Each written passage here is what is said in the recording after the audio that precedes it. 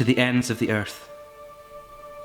The words of Christ in blood red, words breathed to life, written down, read and reread, spread by the dedicated faithful to the desperate faithless, crossing boundaries, breaching barriers, from Jerusalem to Judea, beyond Samaria, to Scotland. The words of Christ borne by the beautiful feet of sainted men, stepping from wooden ships to solid sand, importing God's heart, his hands, to this land where cliffs and stones stand at the end of the sea, from coasts of jagged edges that gnaw at the ocean like storm-worn teeth, to sloping beaches declining tideward beneath a gentle salt breeze, where wheezing gulls float above, and porpoises leap, glimpsing their reflection among great jutting islands rising to disturb the surface tension. This land where trees gather and forests form, roots anchored in dank dirt, butting up to fields flowing with stony veins, containing contented flocks and herds, where woodland creatures scurry unworried or climb unhurried, finding easy shelter in God's green handiwork. This land with snow-topped ridgelines, rocky outcroppings, dotting heather-covered hillsides, wind-blown and heaving like the heights themselves, are breathing with divine meaning, unceasing. Listen, this nation, they whisper, is ripe for redeeming.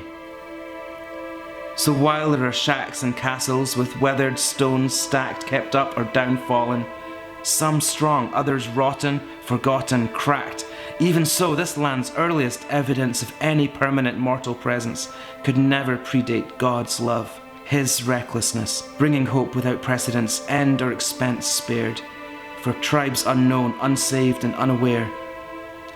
He sent the words of Christ, borne by beautiful feet. From the highlands to the high streets, from countryside to county seats, 5 million hearts beat with deep-seated need. To be loved not just for who they are, but for who they could be. These Viking-fighting, poem-writing, food fryers, peat burners, church-reforming, self-governors, shipbuilders, whiskey distillers, Gaelic-speaking, freedom-screamers, stubborn, rough and kindly peoples, aching from a past at times unkind. As chapel spires rise, they can sometimes symbolize blemished yesterdays, lows instead of highs, times when Christianity forgot Christ, dished out hurt in lieu of hope, hid the truth controlled with lies, but there always remained the true Christ followers, the force-fed lies yet refused to swallowers. For here are stone churches and there are their steeples, open the doors to the real church, his people. Young souls in bodies of many ages, many races, nations, a nice wide range of pens, pressed deep into his story's pages. We are his workmen, modern Mirrans, Mungos and Ninians, footsteps replicated, actions imitated, God in us as he was in them. And he held nothing back, giving us his eyes so we could see his calling, answered with, "Here am I, send me."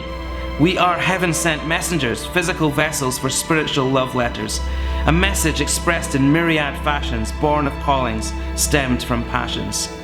Passion for the arts, etched and carved, colours soft and lines hard, emulators of the Creator, speaking glorious truths from ink and paper hearts. Passion for the wanderers, the coffee-drinking ponderers, homeless loners, short shrifters, the pissed, the dissed, being Christ to friendless drifters.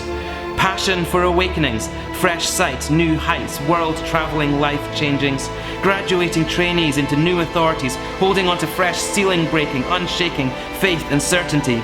And above all, a passion for he who is above all and calls his followers. We don't settle for stagnation, doomed to be a last bastion of slow-motion inaction. We gain traction, not just a fraction, not some spiritual portion of watered-down ration, a short-lived flash in the pan, but a full-on fire, a northern inferno, flowing unquenched from Scotland to the nations, till even the fringes are drenched in the shining, blazing, soul-refreshing power of Jesus Christ and his words, born by beautiful feet.